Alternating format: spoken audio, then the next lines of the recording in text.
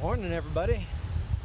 This is a new segment that I'm gonna start making on the regular, and it's just a chat about the environment.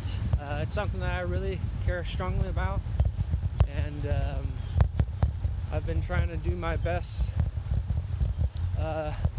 for on my own in order to help the planet.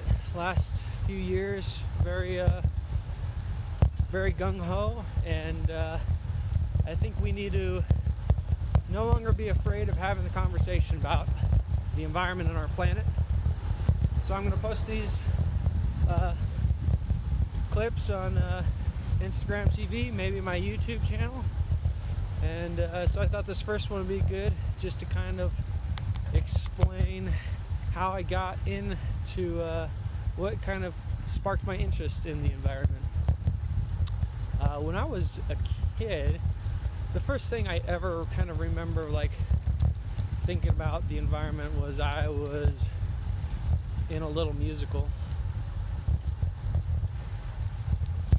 when I was in 4th grade, and we were talking about don't pollute the ocean, and don't use styrofoam, and don't use CFLs to cause holes in the ozone. And all of that was really cool. I really enjoyed that. But it never really pushed me to actually do anything past that point. But it made sense to me as a kid. I was like, yeah, of course we shouldn't pollute the oceans or shouldn't cause holes in the ozone.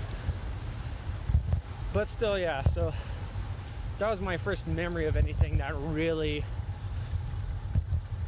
I kind of thought about the environment.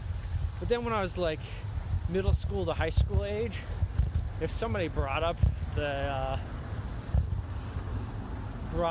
climate change in a conversation, oh god, I was just like, please get me out of here.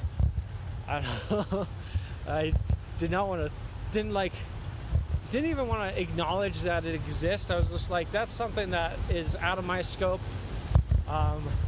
that I probably can't have a hand in, and just didn't even really seem to matter to me at all. So I didn't really contribute anything in that conversation at that time. It wasn't until later I had moved, and I was living in New York City. And I was going through one of my kind of first really I don't know if I'd say bad, but just a early relationship breakup. And I was living in this tiny studio apartment that cost me an arm and a leg, but was basically a closet. Had windows that just faced another brick building. It was very depressing. And I didn't have a lot of money to go out with friends. So all I really did was I stayed indoors and kind of watched Netflix. At that time, it was like the Netflix queue where you ordered the DVDs to your house. I still think you could do that, but that was the standard. There wasn't a digital streaming platform at that time. And so anyways, I had a long list of DVDs on my queue that I had just burned through. And as I was like, well, can't go out with friends. Don't have a girlfriend anymore. Kind of depressed.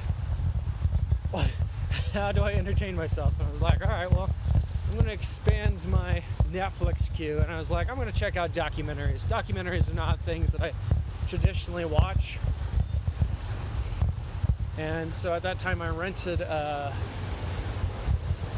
film called The 11th Hour, which was actually, I don't know if it's necessarily his film, but he narrated it. And it was narrated by Leonardo DiCaprio. And it was a really just kind of eye-opening experience for me. The topics presented in that film, I was like, this is intense. This is extreme. And, there's definitely a part of me that was like, this is blown out of proportion. But ever since I've been young, since I was young, I've been like a huge science nerd. And so I've always kind of been curious about our world and like really deep diving into peer-reviewed scientific studies and finding like bodies of evidence, meaning that there's at least like a decent handful of unbiased peer-reviewed scientific work that points out one obvious outcome. And so I started kind of doing the research on my own on different aspects about climate change. And I started finding out, I'm like, this is legit. Everything that's being said by Leo in this movie is legit, and that depressed me, and I kind of like, I'd get scared and I'd stop researching for a bit. I'd kind of go into a hole and ignore everything. Though at the time I felt good about myself because I was taking the subway. But I mean, if you live in New York City and have a car, that's kind of ridiculous, anyways. But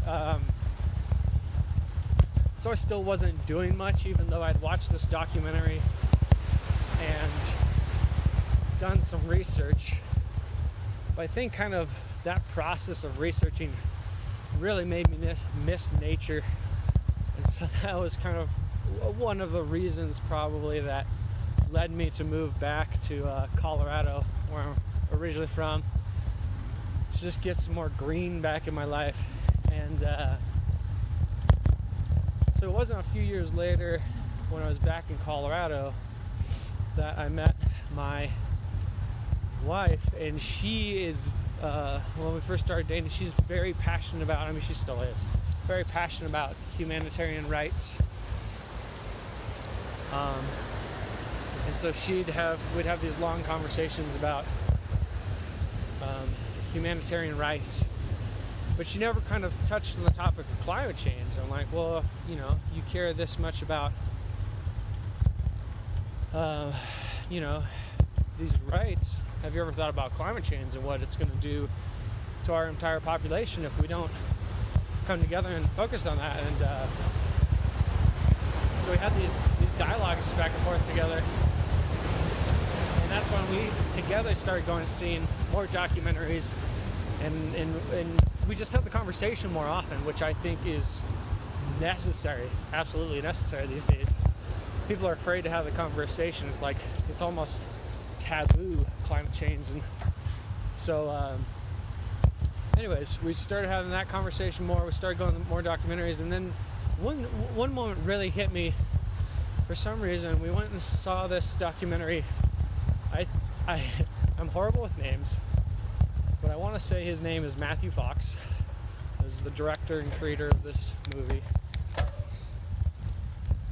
and it was titled to something to the effect of "How to Let Go of the World and the Things We Can't Change and Love the Things That We Can." I don't know, something like that.